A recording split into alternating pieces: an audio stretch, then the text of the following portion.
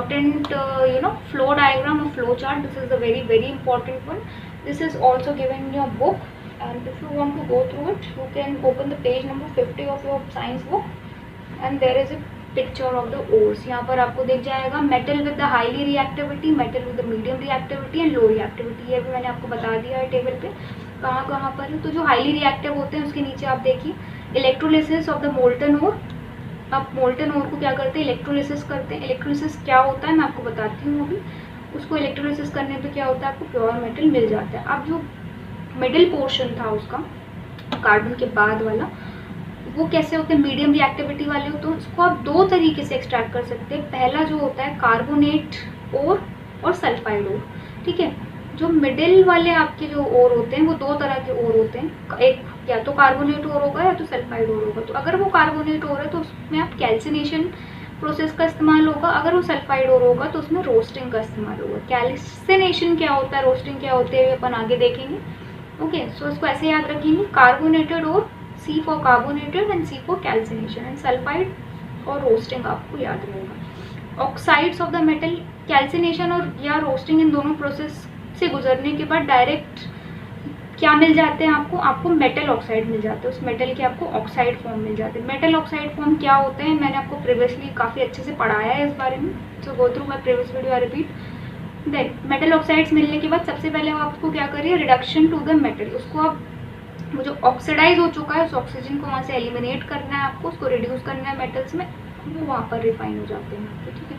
Next आप देखिए metals of the low reactivity. Low reactivity की बात करेंगे तो सल्फाइड ओर जो होता है आपका, सल्फाइड ओर आपको मिलेगा। सल्फाइड ओर में आप क्या करते थे, रोस्टिंग करते थे। यहाँ पर भी रोस्ट करेंगे, रोस्ट करने के बाद आपको डायरेक्टली आपको मेटल मिल जाएगा, because it mostly found in the free state. Okay, अब नेक्स्ट आप देख लीजिए इनरिचमेंट ऑफ द ओर की बात करिए तो इनरिचमेंट ऑफ द ओर क्या होता है। Ores mined from the earth are usually contaminated with a large amount of the impurities such as soil, sand, etc. called the gangue. सबसे पहली चीज़ ये मैंने आपको अभी भी बताया कि आप इसको कहाँ से एक्सकेवेट कर रहे हो, you actually excavating it from the crust of earth. Crust of earth कैसी होती है, सैंडी होती है, कहीं रॉकी होती है, ठीक है, मोशी लैंड्स होते हैं कहीं। सो हर जगह अर्थ की जो एक कहना चाहिए फिजिक है, ठीक है, वो कैसी है, काफ़ी डिफरेंट है। सो अलग अलग जगह से निकाले गए अलग अलग मिनरल्स या कंपाउंड्स कैसे होते हैं, अलग अलग तरह की प्रॉपर्टी से कंटेमिनेटेड होते हैं, सॉइल, सैंड एक्सेट्रा हो सकता है। तो ये जो इम्प्योरिटीज़ होती है इसको हम साइंस की लैंग्वेज में क्या कहते हैं, इसको साइंस की लैंग्वेज में हम कहते हैं gangue. Okay, next the impurities must be remove prior extraction of the metal, this is so called enrichment of the ore. Okay, ये जो छोटी मोटी इम्प्योरिटी होती है, सैंड हो गया, सैंड पार्टिकल्स, रॉक पार्टिकल्स हो गए, इसको सबसे पहले आपको हटाना होता है। तो इसको हटाना या ये जो गैंग है, ये जो इसको प्रायर जब रिमूव करते हो एक्सट्रैक्शन प्रोसेस से पहले, मतलब कैल्सिनेशन, रोस्टिंग, इलेक्ट्रोलिसिस, ये जो प्रोसेसेस हैं इससे पहले का जो एक प्रोसेस है उसको क्या कहते हैं हम, इनरिचमेंट ऑफ द ओर। इसी प्रोसेस को हम क्या कहते हैं, इन इम्प्योरिटीज़ को हटाने की प्रोसेस को इनरिचमेंट ऑफ द ओर। इसमें हम फोर्थ फ्लोटेशन हो गया, ओके, और भी तरह का यहाँ पर है वॉशिंग वाला जो टेक्निक है उसका इस्तेमाल यहाँ पर हम करते हैं। Enrichment process depend on the physical chemical properties of the impurity and the ore. यहाँ पर किस तरीके का इनरिचमेंट प्रोसेस आपको यूज़ में लाना है, किस तरीके का इनरिचमेंट प्रोसेस की आपको ज़रूरत पड़ेगी, ये डिपेंड करता है कि आपकी इम्प्योरिटी किस तरह की है। ये बात हो गई आपकी enrichment of the ore. Next आप देख लीजिए एक्सट्रैक्शन, आप बॉटम टू अप जाएंगे अपन। सबसे पहले आप लो रिएक्टिविटी वाली जो सीरीज़ है उसमें चलिए, एक्सट्रैक्ट कैसे करेंगे हम, extraction of the metals low in the reactivity. तो metal which are low, there is a picture on your screen, I must say metals which are low in the reactivity series can be reduced to the metals by heating in the presence of the oxygen. This is called roasting. So roasting क्या होती है, बहुत ज़्यादा important है, note it down. Roasting क्या होती है, किसी भी मेटल को क्या करते हैं, हीट करते हैं। ऑक्सीजन की प्रेजेंस में किसी भी मेटल को हीट करना रोस्टिंग कहलाता है। Heating in the presence of oxygen is known as roasting. Okay, for example mercury ले लीजिए, mercury is little less reactive. Mercury is obtained from the ore cinnabar, ठीक है। मर्क्यूरी किस ओर, मर्क्यूरी के ओर का नाम क्या है, सिनेबो।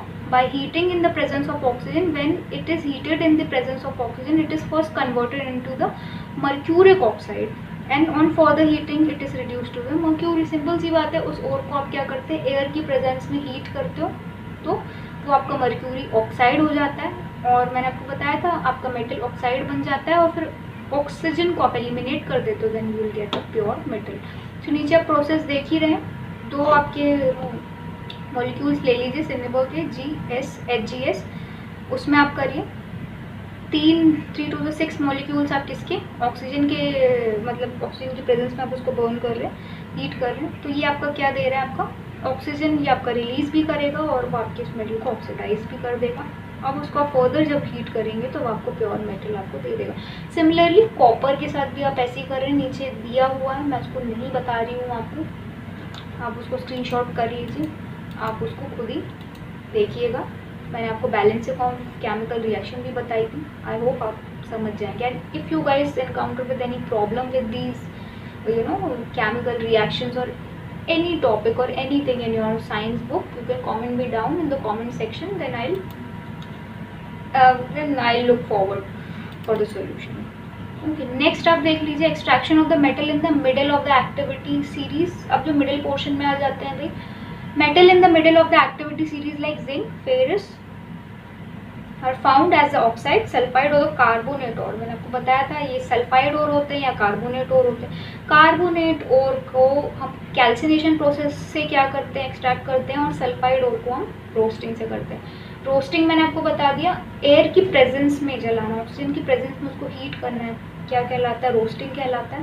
कैल्सिनेशन क्या कहलाता है, it is easier to obtain metal from their oxide than from their sulfides or carbonates. So non-oxides ore are converted into the oxides from before reduction. Non-oxides ore can be converted into the oxide forms by roasting or calcination. Okay.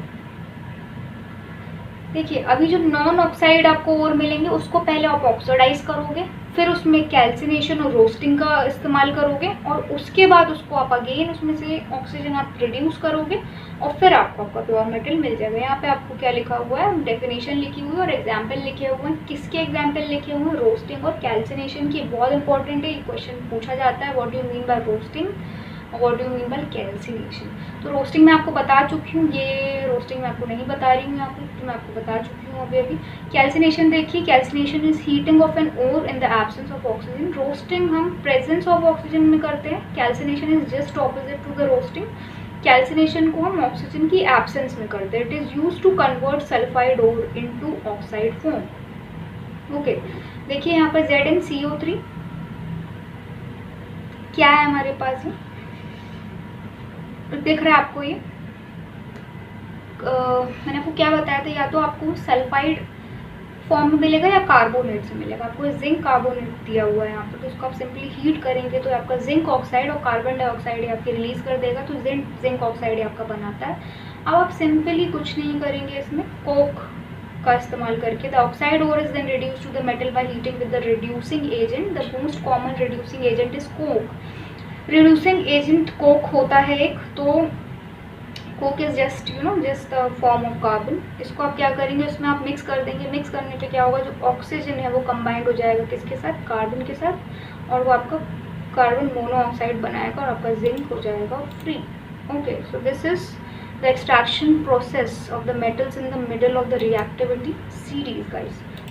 Okay, extraction of the metals towards the top of the activity series। ऊपर वाली जो top activity series है मैंने आपको बताया था, those are the highly reactive or mostly found in the compound state.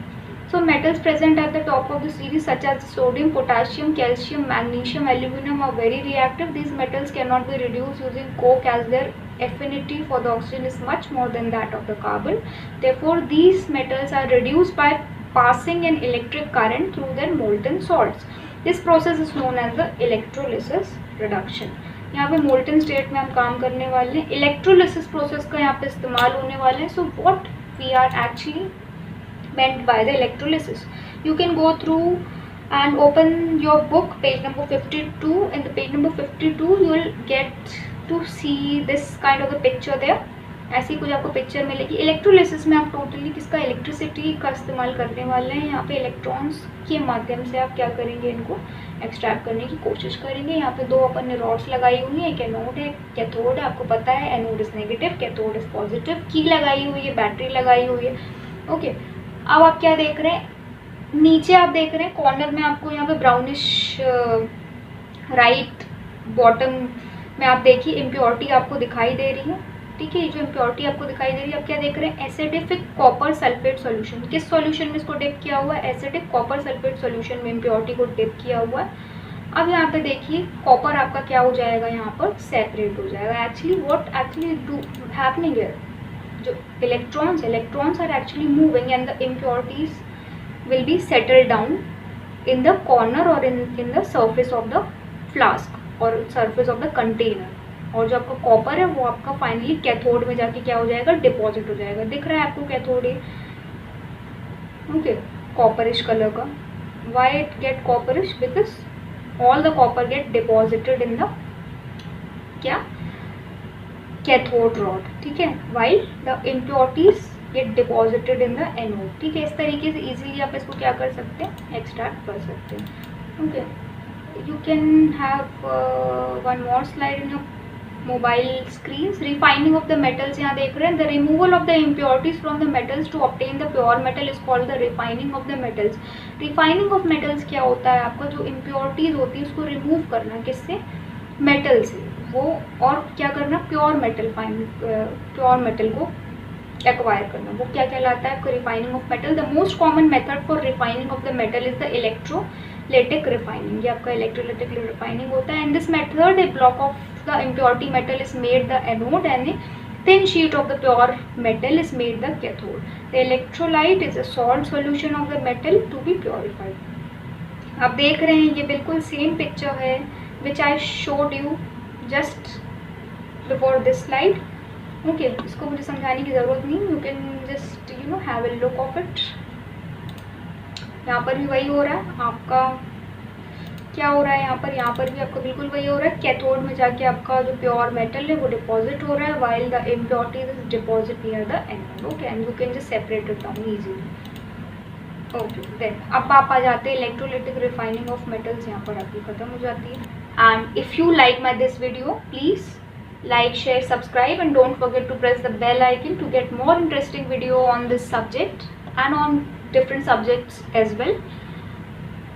And one more important thing, stay safe, stay home, stay healthy, and keep watching my videos. Thank you so much.